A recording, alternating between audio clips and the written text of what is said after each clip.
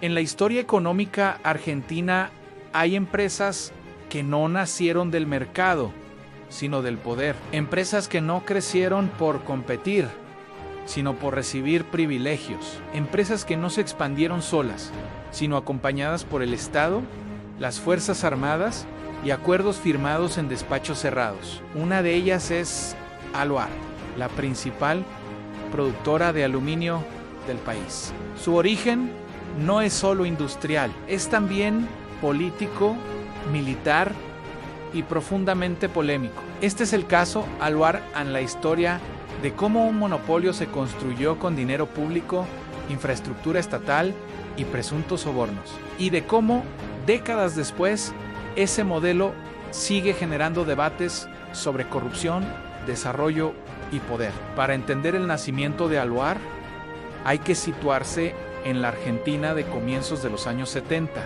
El país estaba gobernado por una dictadura militar encabezada por Alejandro Agustín Lanusse, último presidente de facto antes del regreso del peronismo. Era una etapa marcada por el desarrollismo, una doctrina que defendía la industrialización acelerada mediante una fuerte intervención del Estado. La idea era clara en crear industrias estratégicas, aunque no fueran rentables en el corto plazo, financiándolas con recursos públicos. El aluminio era considerado un insumo clave para la defensa, la aviación y la industria pesada, y Argentina no lo producía. En ese contexto nace Aluar no como una empresa más, sino como un proyecto de Estado. Detrás de su creación estaban figuras de enorme peso político y económico. José Bergelbar, poderoso lobista, empresario y futuro ministro de Economía del peronismo. Manuel Madeins, dueño del grupo Fate, uno de los grandes industriales del país, y un grupo de altos oficiales de la aeronáutica, interesados en asegurar el control nacional del aluminio. La fórmula fue perfecta en empresarios privados, poder político, respaldo militar. El Estado argentino no solo autorizó la creación de Aluar, fue mucho más allá. Para que la empresa pudiera operar, el Estado financió y construyó una central hidroeléctrica para abastecerla de energía barata, un puerto propio para exportar aluminio, rutas, infraestructura logística y servicios, y un marco legal que garantizaba condiciones de monopolio. En Aluar no compitió. Aluar nació sin competencia. La inversión pública fue multimillonaria. El riesgo fue estatal. El beneficio privado. Desde el inicio, críticos y economistas señalaron que se trataba de una prebenda, no de una política industrial neutral. Durante décadas, Aluar fue la única productora de aluminio primario en Argentina. Recibió tarifas energéticas subsidiadas, protección arancelaria y acceso privilegiado a divisas, mientras otras industrias debían adaptarse al mercado. Aluar operaba bajo reglas especiales. El argumento oficial era siempre el mismo: sin ayuda del Estado, la industria no existiría.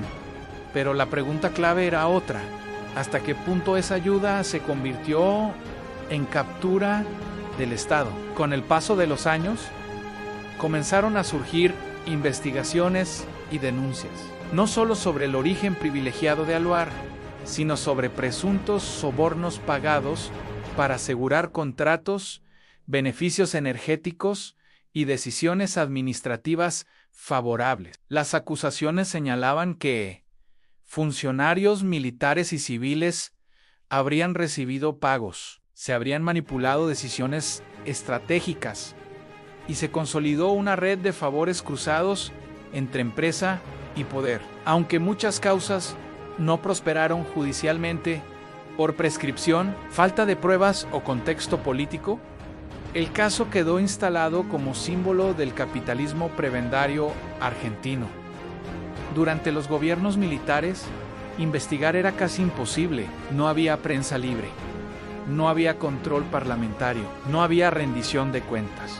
Aluar creció en ese silencio. Incluso tras el regreso de la democracia en 1983, revisar las decisiones económicas de la dictadura resultó extremadamente complejo. Los contratos estaban firmados, las obras ya construidas, el monopolio consolidado. Con el tiempo, Aluar dejó de ser solo una empresa subsidiada, se convirtió en un actor económico central, con influencia política, sindical y territorial. Generó empleo, exportaciones y divisas. Pero también mantuvo beneficios energéticos extraordinarios, especialmente en contextos de crisis. Gobiernos de distinto signo político, militares, peronistas, radicales y liberales, mantuvieron el esquema. El modelo original nunca fue desmantelado. Hoy, Aluar es una empresa plenamente legal, auditada y operativa.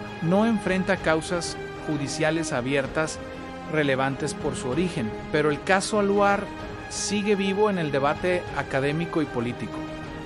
¿Fue una política industrial necesaria o un ejemplo extremo de corrupción estructural? El problema no es solo lo que ocurrió, sino lo que se normalizó. El caso Aluar plantea desafíos que siguen vigentes. ¿Cómo evitar que el Estado cree monopolios privados permanentes? ¿Cómo auditar decisiones estratégicas tomadas en contextos autoritarios? ¿Cómo diferenciar desarrollo industrial de favoritismo político? ¿Cómo revisar privilegios heredados sin destruir empleo ni producción? Es el dilema clásico del poder económico nacido al calor del poder político. Para algunos, Aluar es un ejemplo exitoso de industrialización nacional. Para otros, es la prueba de que el Estado fue capturado por intereses privados. Ambas cosas pueden ser ciertas al mismo tiempo.